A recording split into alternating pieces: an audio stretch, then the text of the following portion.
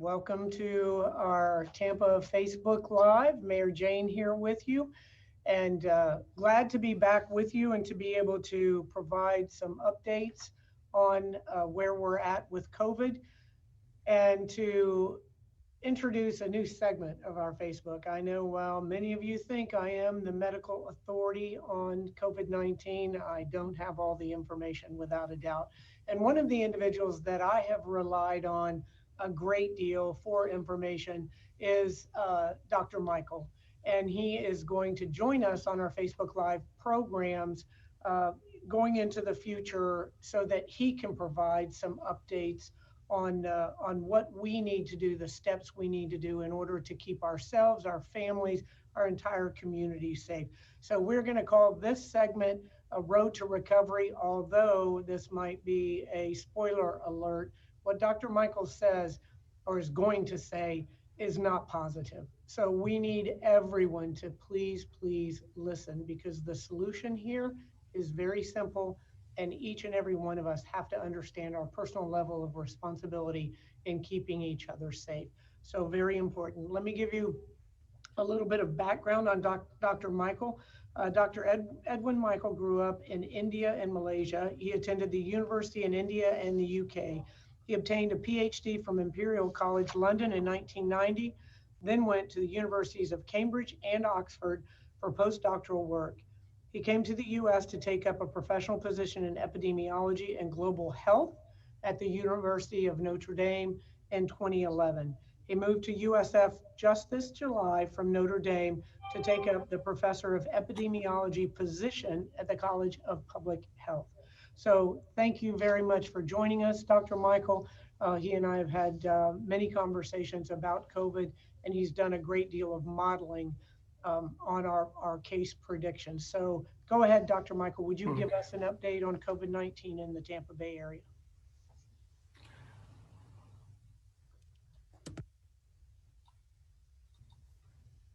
Okay. Thank you for that, Mayor. So I'm going to quickly give an update, and I did this update 2 weeks ago on the course of the epidemic over the coming few weeks and then over the longer term. So before I start, we've been modeling COVID since March, and our model is a compartmental model, just like many other COVID models, but an important feature is that we fit the model to daily case and death data, and then we learn parameters. And once the model is fit, we then use the latest updated model to make forecasts. This is exactly like how the hurricane models are run. So it's the same principle. The other thing I wanted to point out is these models are designed to run, to provide forecasts at the county level. And what I'm going to do today is to just give an update on the epidemic in the Tampa Bay area. And this are combining the forecast for 4 counties: Hillsborough, Pinellas, Polk, and Pasco counties. The first slide is just showing us the case data, the daily case data, which are the blue curve, since March 2020 until yesterday. The model predictions are given by the black curve. These are the median predictions of the model.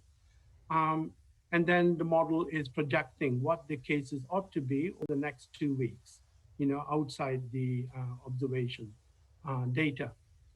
The first thing you'll see that the model is remarkably fitting the data remarkably well, and it's just tracking the data remarkably well.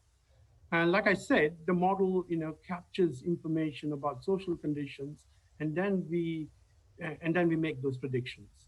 And so the second thing that you can see on this graph is this idea that the model is being updated on a daily basis, so it's very dynamic in its predictions. If the social conditions were to change, model predictions will change as well. And if you look at, I'm giving you predictions, the growth of the pandemic over the next 2 weeks from 3 different models. Today's model is the black curve, which is rising exponentially, in terms of predictions. And then I'm giving you predictions made by the model on November 23rd. That's the date that the model was updated, and that is captured by the red curve. And this is the model, the green curve is the model which was updated and making the predictions on December 3rd, the lower curve.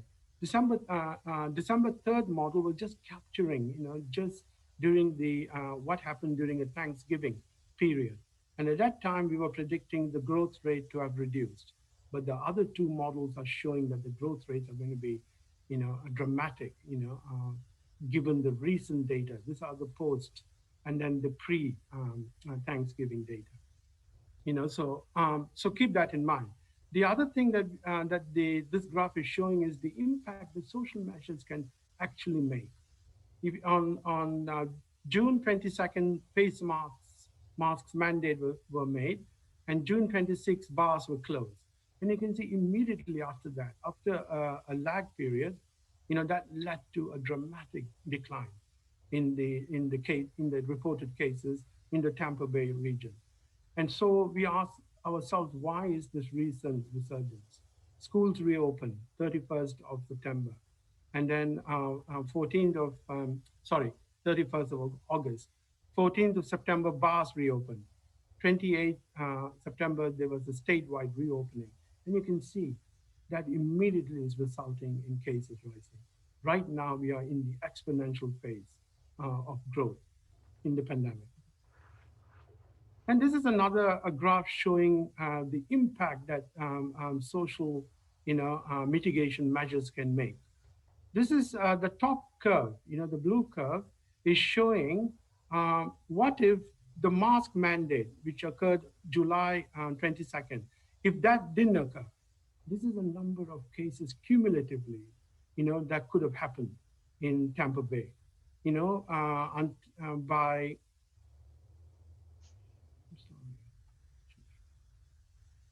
by December 22nd, 2020, we would have reached 1.5 million people would have got COVID, cumulatively by that time. And the lower curve is taking into account the mask mandate, which took place in June 22nd, taking that impact into account. And if that impact was taken into account, we would have, we would have infected, or, the number of people who have been infected cumulatively will be 170,000 only. So we've averted 1.3 million cases just by the mask mandate. And that is telling you, how effective our mask mandates, closing bars and de-densifying, businesses and things can have on mitigating, the COVID pandemic. So now let's look at the longer term forecast. This is on daily infectious and hospital cases to end of May 2021, given varying social conditions. The black curve is if we maintain current social conditions. Current social conditions is resulting in about 50% protection against transmission. I'm not showing you the data, but that's what the data is telling us. If we maintain current social conditions, face masks, the proportion of people wearing face masks, the businesses, practicing physical distancing, and people practicing physical distancing at current levels, you'll see that a wave will occur. The third wave will come, and will be much bigger than the second wave, which occurred in summer. And at its peak, we can expect 22,000 cases daily. These are daily cases, which will occur around February 12th. And and that will translate to about 7,000 odd, hospital beds required to care for patients, and that will occur, and I can't see this, okay. Yeah, 7,000 beds on February 24th. But what if you were to relax social measures, but just 10%, a moderate relaxation by people? Let 10% of the people do not comply anymore with face masks, or do not comply to physical distancing. Just 10% will lead to a dramatic spike in the second wave, in the third wave. At its peak, you can expect 36,000 cases to occur. Daily cases, this is infectious cases. and you will require 11,000 beds to treat COVID patients who are going to, result from that infectious levels. But what if you were to you were to increase compliance with social measures, another 10% of the population wearing face masks and businesses adopting physical distancing measures, that'll, dramatically reduce the size of the coming wave. At its peak on February 25th or thereabouts, that'll lead to about 11,000 infectious cases and about only 3,600 beds. Now, the big question is, but will that overwhelm the hospital capacity in the Tampa Bay area? That depends on the number of beds that we have, about 10,000, and then the occupancy rates. Occupancy rates normally is about, hospitals run at 75% occupancy rate. That means, we will have about 2,500 beds to cater for COVID patients. And even with current social measures, and even by increasing the social measures by 10%, look at the bed predictions, that will overwhelm current, capacity, meaning that you will have to increase social measures more than 10%, maybe 15% is what our model is saying. That will bring it down to below 2,500 beds requirements. So now there's a lot of excitement, vaccination, and I think Kevin is going to talk about vaccination and vaccines in a minute. But how will the planned phased vaccination, how will it impact the coming third wave of the pandemic? Two things to know, the rate at which vaccinations are going to have an impact on pandemic. One is the supply. The second thing is the rate of vaccination. And what we're going to have is a phased rate of introduction of vaccination. Step one, very low daily vaccination. Step two, moderate daily vaccination. I mean, I'm talking about the overall population. And then step three, very high daily vaccination rates. The first thing to note about the simulation, these are simulations with vaccinations included, but also taking into account, the social measures that might be operating. The first thing to note is that with vaccination, the phased vaccination, you're still going to have the the third wave. This is not going to prevent the coming wave. But what it will do, it will reduce the size, the peak sizes. If you look at maintaining the current social measures, the black curve, it's predicting, at its peak on January 28th, it's predicting 13,500 cases with the phased vaccination rollout, and about 4,600 beds requirement. And compare the cases without vaccination, 22,000. So you've reduced the peak size, quite dramatically. If you were to decrease the social measures by 10%, you will get a much higher peak. It'll at its peak, it'll be 21,000 cases. Once again showing that vaccination is not going to do it for the coming wave. It'll reduce it, but it's not going to prevent the coming wave. But if you start bringing in, increasing the social measures, another 10% of the population, complying with social measures, then you'll reduce the number of cases to 9,500, daily cases, which will peak on January 19. And on January 19, you will require about 3,300 cases. Remember, right now, we have 2,500 cases, beds. So we are reaching, capacity. So showing once again, even with the vaccination, you will have to increase social measures, to really prevent, the epidemic from overwhelming the hospital capacities here. So the take-home message is, if we practice social measures alongside vaccinations over the next few months, we should be able to crush the epidemic. And that is your road to recovery. So I don't want to end on a pessimistic note. I want to end on an optimistic note. And this is provided that all of us, now take responsibility, to protect ourselves, but also to protect other people. Because vaccinations, even the phased vaccination the cavalry is coming, it's the vaccine.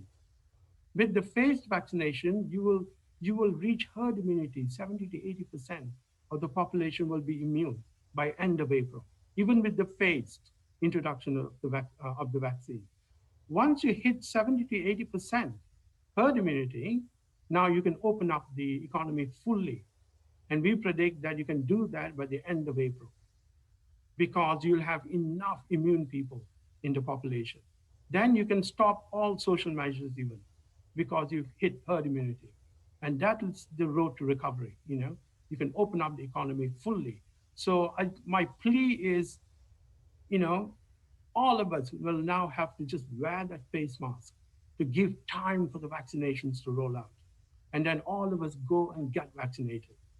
Once we get vaccinated, you know, we can open up the economy fully.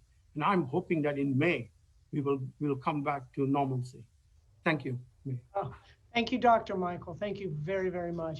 Even though, as we said, it's not the news that we wanted to hear, it's the fact. That is the fact right there. The information that he has, this modeling has been done before, and it's been accurate from the beginning of this pandemic up to this point. And Dr. Michael and I were talking before the program started, and we're starting to see those cases from the Thanksgiving holiday. And the trajectory is straight up unless we take our personal responsibility and wear a mask. And you have to encourage others to do the same.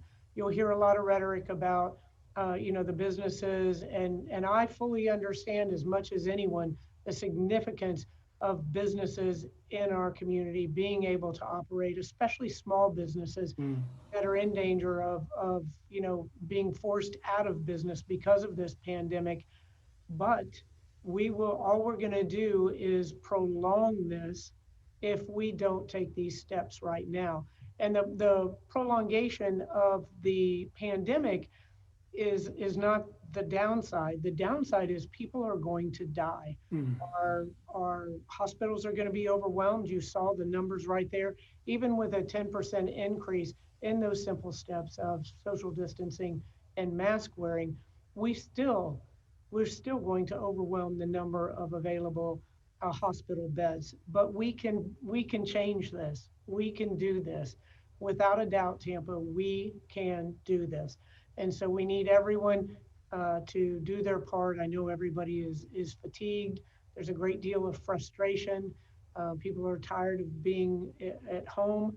We all want to get back to our normal day-to-day lives. And we'll do that more quickly and much, much, much more safely if we all still do our part. The vaccine's here, the answer is here, but it's not going to be widely available for a couple of months.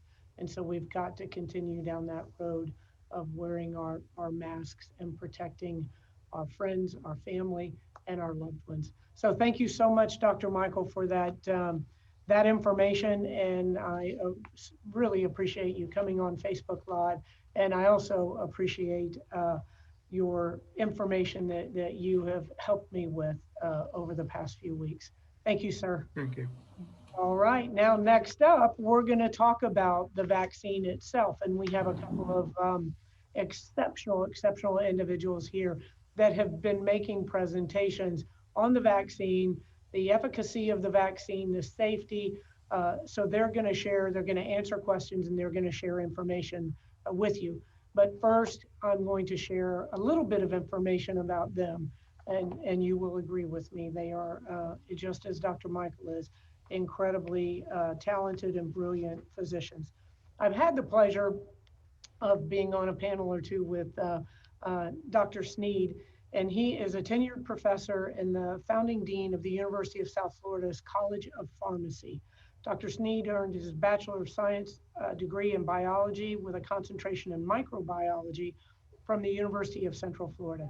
He received his Doctor of Pharmacy from Xavier University of Louisiana College of Pharmacy, has received numerous clinical and leadership awards, and most recently received the Distinguished Fellow National Academies of Practice Award from the National Academies of Practice, Chauncey I. Cooper Medal from the National Pharmaceutical Association, and the National Pharmaceutical Association Fellow from the National Pharmaceutical Association. Dr. Sneed serves on the board of several organizations and participates in many community endeavors. And thank you and welcome, Dr. Sneed. Next, we have Dr. Angela Hill, who is a professor and chair of the Department of Pharmacotherapeutics and Clinical Research and Associate Dean of Clinical Practice at the USF College of Pharmacy. She's also the pharmacy consultant at USF Health Neuroscience Bird Alzheimer's Institute, where she is involved in comprehensive medication reviews, patient visits, drug-related research, and community outreach. At the Neuroscience Bird Institute, Dr. Hill works closely with the Memory Care Center, collaborates with clinicians on scientific research, and speaks to groups of medical professionals and students. She also provides clinical services at Royal Sun Memory Care Assisted Living Facility and is a consultant for Promise Point Assisted Living Facility. She was one of the pioneers for providing pharmacy services and memory disorder clinics in the state of Florida. To her credit, she has provided medication evaluations for patients with neurological disorders like Alzheimer's disease, Parkinson's disease, and multiple sclerosis for the Tallahassee Memorial Healthcare Neuroscience Center and the USF Neuroscience Bird Alzheimer's Institute since the 1990s. She received a Best Practices Award from the Department of Elder Affairs in 2004, and her work with the Tallahassee Memorial Healthcare Memory Disorder Clinic, and the Living Legacy Award from the Alzheimer's Project for her commitment to Alzheimer's disease care research and community outreach. She also was a professor at Florida A&M University of College of Pharmacy for nearly 2 decades. So welcome, Dr. Hill, and welcome, Dr. Sneed. So we will start off with some questions, and feel free to provide any information. I know that you both have made a number of presentations in this area. What possible long-term health challenges may be experienced by patients that have been infected with the coronavirus? I'll take that question. Thank you, Mayor, very much. We appreciate your leadership during this whole COVID pandemic, especially here in Hillsborough County. The first thing I would like to share with all of our viewers, we have to make sure we understand the metric or the measure of whether or not you survive or not is not really the only thing we should be paying attention to. A number of people do become infected. A number of people get over it, in about a 2-week period. And what we're finding are people that have what we call long haulers effects. And in my clinical practice, I'm witnessing a lot of people that have that. People that have what they call a brain fog. A number of people have a loss of taste and smell. But more importantly, we're finding a lot of people that have cardiac disorders and even cardiac arrest or heart attack. And so there are multiple components for COVID-19 that we tend not to think as much about because we see so many people having respiratory problems. But there are many more things and many more parts of the body and the organ systems that can be affected. So we have to really keep that in mind. And to this point, we're not sure how long, if ever, that some people it may take for people to get over it. Right. So I think that, with that said, that's a great piece of information and really a warning to the young people in the community.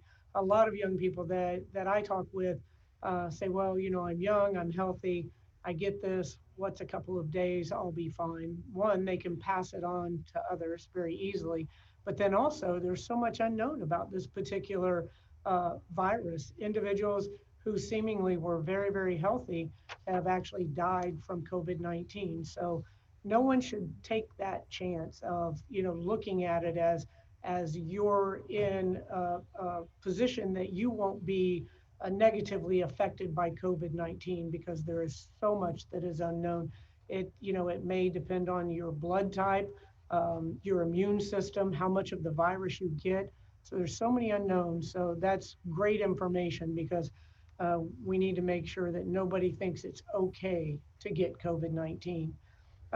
Can either of you provide a brief overview of how the initial vaccines will work? Yeah, so the 2 initial vaccines that we're expecting to get FDA emergency use authorization for, they use a technology called messenger RNA. And I just want to clear up for all of our people right now, because a lot of things are running rampant on social media. No, it will not change your DNA. It will not affect your current DNA. It has no capability of doing that.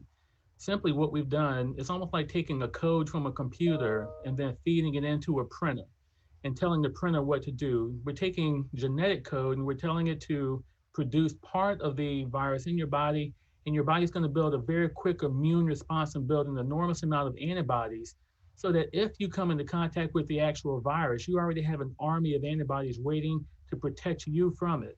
And so we just need to make sure people understand the current vaccines that are coming on the market here very soon.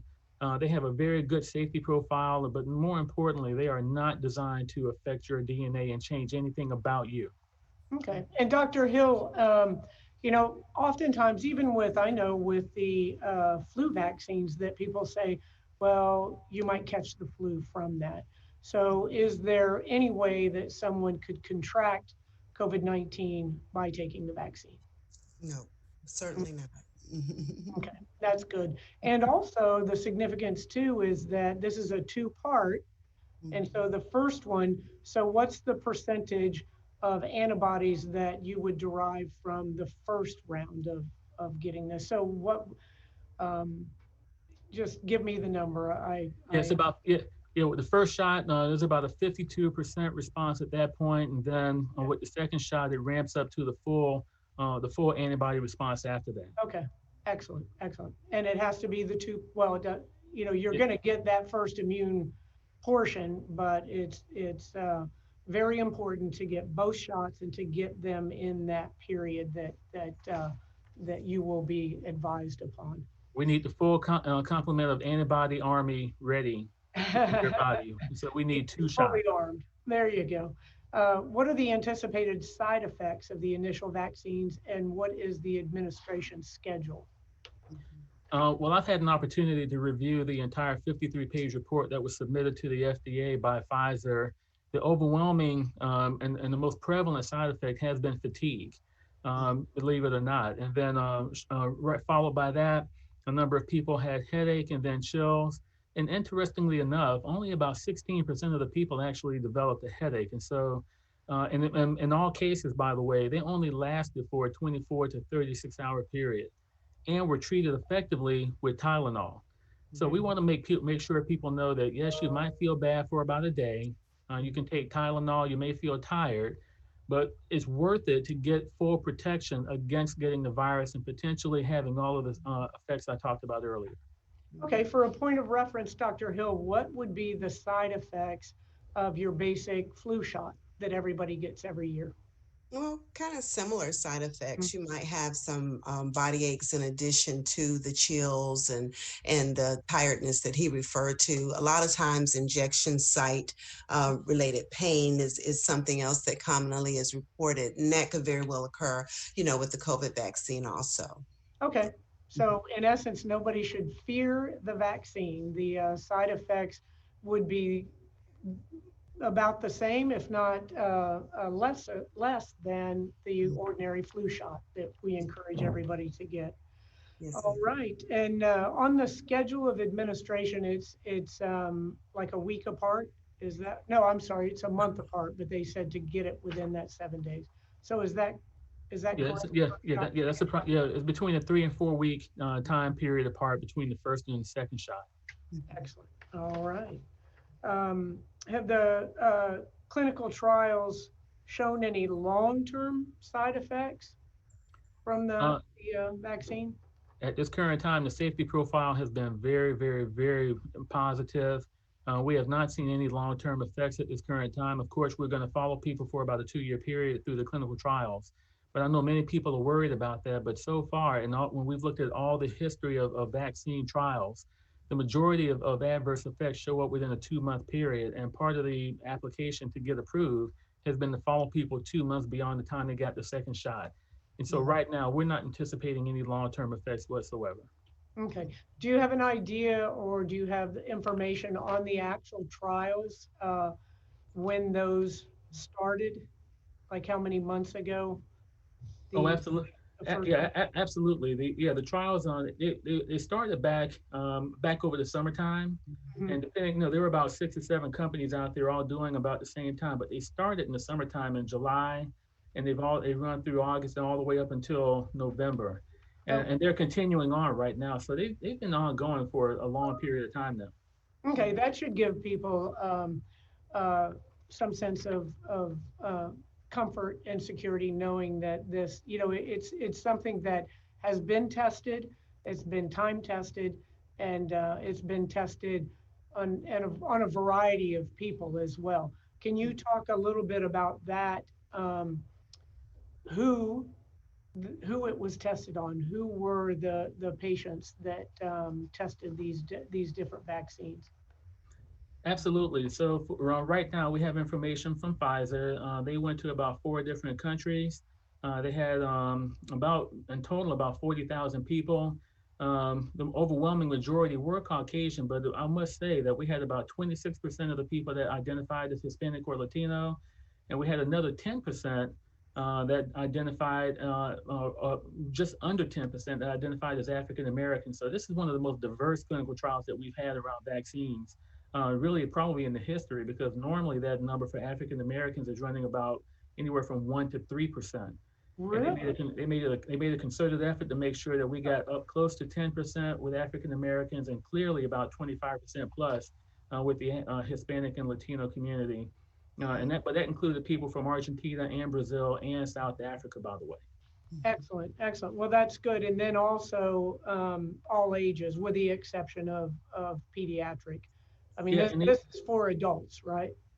yeah, but in some of the trials, they did go as low as 16 or 17 years of age, but overwhelmingly, it would be the majority adults 18 and above. Okay. All right. So what is We Care? And please share the activities that you've engaged in to communicate with our communities throughout Tampa Bay. Go ahead, Dr. Hill. Yeah, I was going to say I have the pleasure of serving as the project director for We Care, and We Care is our community-based participatory outreach program that the college has. Dr. Sneed's brainchild, of course. He's the founding executive director, and certainly it's a spinoff from a larger federal grant that we had years ago, where there was a health for Center for Health Equity.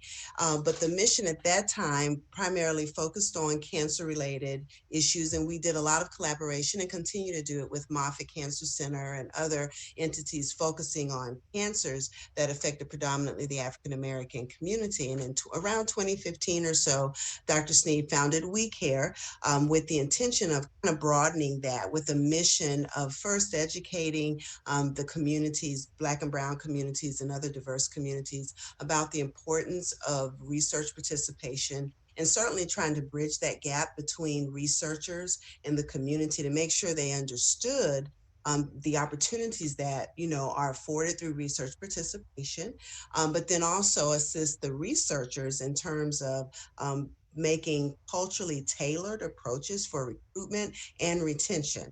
But in the end, hopefully, being able to track and assist in good outcomes and minimize health disparities in that regard.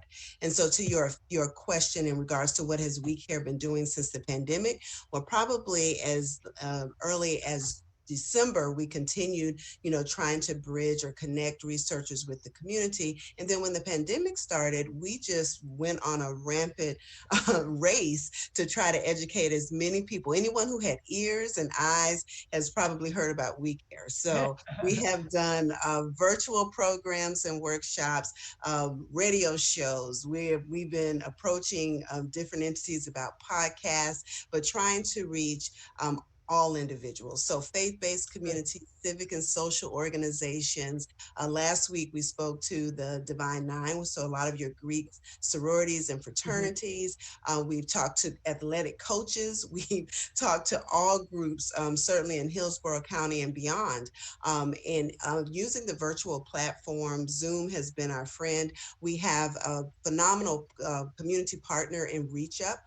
Their staff has certainly been the wind beneath our wings in in terms of making a lot of these workshops effective. We probably have effectively reached, and now I'm sure close to or over 1,000 individuals from Black and Brown communities, and strengthening our already established relationship, not only with the African American community, but the West Indian and Hispanic Latino community as well. And so we're approaching, again, so many others. We're planning all kinds of other ways to be involved with the community in educational efforts. And so certainly we're also involved as well with a lot of the initiatives on campus that are targeting our healthcare professionals, our students, our healthcare trainees as well, to make sure that they understand about COVID. And then secondly, all of the nuances related to the vaccine and its research. Excellent, excellent. So most people are aware that there is a very, very well-deserved and well-founded fear in the African American community of vaccines. We also have the no-vaxxer groups. There's a lot of individuals that believe that vaccinations have caused a myriad of maladies in children and others in the community.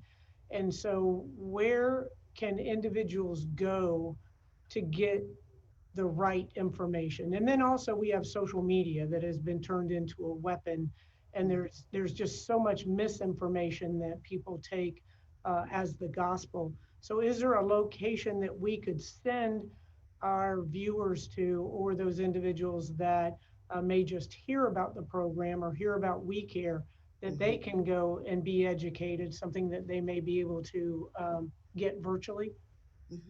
Yeah, absolutely. So right now, most of the information that we direct people to does come directly from the CDC.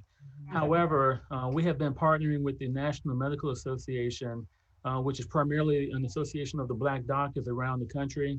I've been in communication with their president, Dr. Leon McDougall at Ohio State University, and they're actually putting together an FAQ that will be put out and distributed widely across the entire country. That's number one. Number two, we're developing our own FAQ that will come out not only from We Care, but as part of Reach Up. And we want to make sure that people are getting very credible information. We understand that many people are aware of the Tuskegee experiment and the lingering effect that that has had on many people. But the one thing I would like to share with everybody out there, especially those in our African American, Latino, and other communities of color, that individuals like myself, Dr. Hill, and a whole host of other African American, Latino, Asian Indian, even American Indian healthcare providers have been in contact with the companies and with the FDA the entire way, providing oversight into what's going on with the vaccines. And so we are doing it to make sure that we have credible information, that we can provide information back to our communities in real time. And if there's anything that we feel is not going right, not only will we inform the FDA and other people, but we will come back to our communities and inform them. And I can't say that through We Care. We probably had 25 or 30 different sessions. We've reached out to the clergy community, and overwhelmingly, once people get the information and we've been able to explain it, we've been able to change the hearts and minds of a lot of people. And so information from CDC to start off with, from the National Medical Association, and then extending from there, we at We Care and Reach Out will be providing information for the community as well. Excellent, excellent. And that's what we need, because a lot of the right now at this point, how things are apt to change. This has been quite a year. Yes. It's good that individuals feel comfortable getting accurate information, because a lot of the surveys now say that a lot of people are going to be very hesitant to get this vaccination. I, for one, will volunteer to get it because of all of the information and the knowledge that I have about not only the effectiveness of it, but the safety aspect of it as well. Mayor, So, can I add one more quick thing? I think it's very important for people to hear, and I've shared this with every group I've talked with. We've been monitoring about 200,000 participants in clinical trials from about 6 different companies. And to our knowledge right now, not one single individual has died because of the vaccine. But we all know an individual that has succumbed to the actual virus. And so we're asking people to take a chance to live right now. We want people to live. We don't want people infected by it. We want people protected from it. And the clinical trials have borne out all over the world that getting involved in the clinical trials is teaching us that the vaccine is safe. We don't know if it's going to be, other side effects that may or may come, but we do know exactly what will happen with the virus. Yes. And we don't want people in Tampa General Hospital or any of our other hospitals, the way Dr. Michael mentioned earlier, because they became infected. Mm-hmm. And that's, that was our message, and will continue to be our message in the holidays as well, is that, if you can't see your family this particular holiday, look at it this way. Maybe they'll live to see the next holiday. So Absolutely. it's critically important. And again, I understand that people are frustrated. People are done with this pandemic, and everybody wants their normalcy back. They want their life back. But unfortunately, if we don't continue the simple step of wearing a mask and social distancing and disinfecting, more people are going to die. You saw those statistics, and those predictions are accurate. They're backed up by previous predictions that were made that were spot on. And so you saw the graphs, and you saw the barrel that we are looking down, the increase if we don't take steps to stop this virus. And it's up to us, and it's very, very simple. Very simple. Everyone does their part, and we will crush that curve. And that's critically important for our community, because everyone knows individuals who have had it. And to your point, Dr. Sneed, we also know individuals who have died from it. I'm taking food this evening up to a city of Tampa family, individual that works for us, whose wife passed away, otherwise good health, and she passed away from COVID-19. So we can all wear a mask for a few more months, and we can all get back to our normal lives, as you've heard here this evening. By May, we'll get these vaccines out, and hopefully by April, everything will be back to normal. And into May, the pandemic will be in our rearview mirror. That's what we're all hoping for. So here's a couple of questions from the public. Let's see. Will the elderly and healthcare workers be contacted when they're able to get the vaccine? How will the first group know it's their turn and where to go? I can speak to that very quickly. Right now, we're still building logistics right now, but I know that we've been in constant contact with Tampa General Hospital. First of all, the National Academies of Medicine, they actually outlined exactly a four-part plan, a four-phase plan for exactly who should get what and when they should get it. Healthcare workers and people that are in congregate areas and long-term care facilities like nursing homes or ALS, assisted living facilities, they will be first. And they will be contacted, and we will make sure that they get everything they need. Following that, essential workers will come into play. And then right along with that, we're defining what essential workers are, but a big push has been put on for our teachers to get the vaccine. And so by the time that comes, we're gonna have a very widespread community outreach in terms of communication. And then we'll have access points for people to be able to get that vaccine. Mm-hmm. And my life at the police department, I ran the intel unit, and we were responsible for Homeland Security.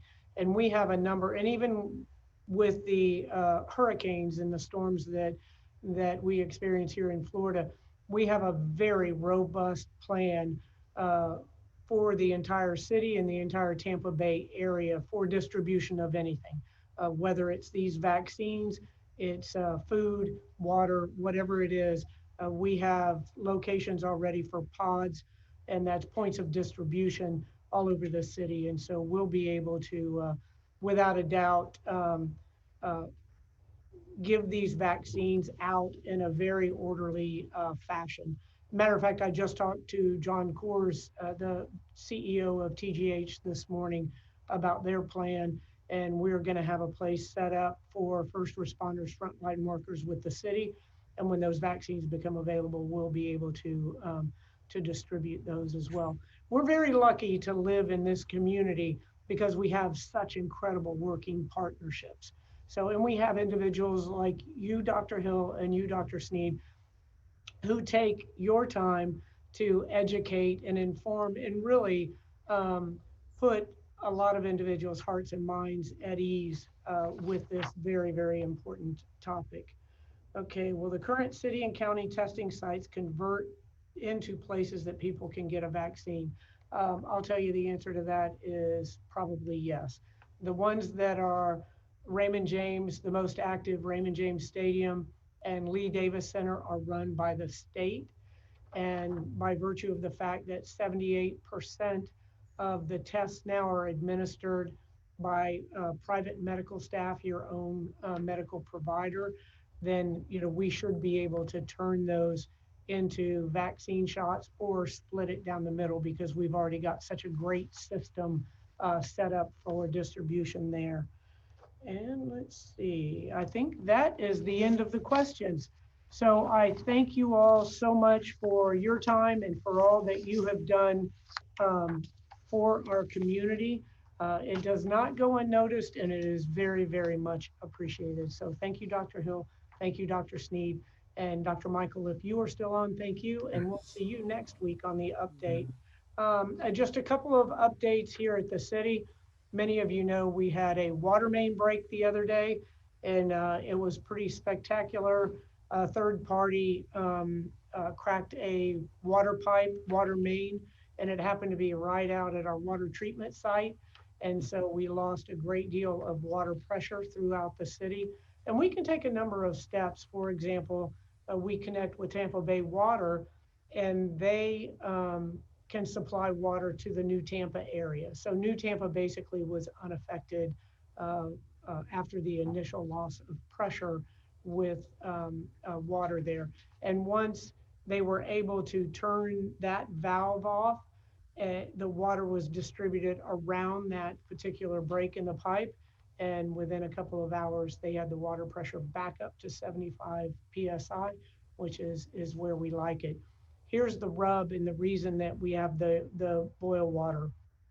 Whenever the water pressure gets down below 20% or close to 20%, we will send out a boil water advisory and notice to the city, and about 20% of county residents are on city water as well.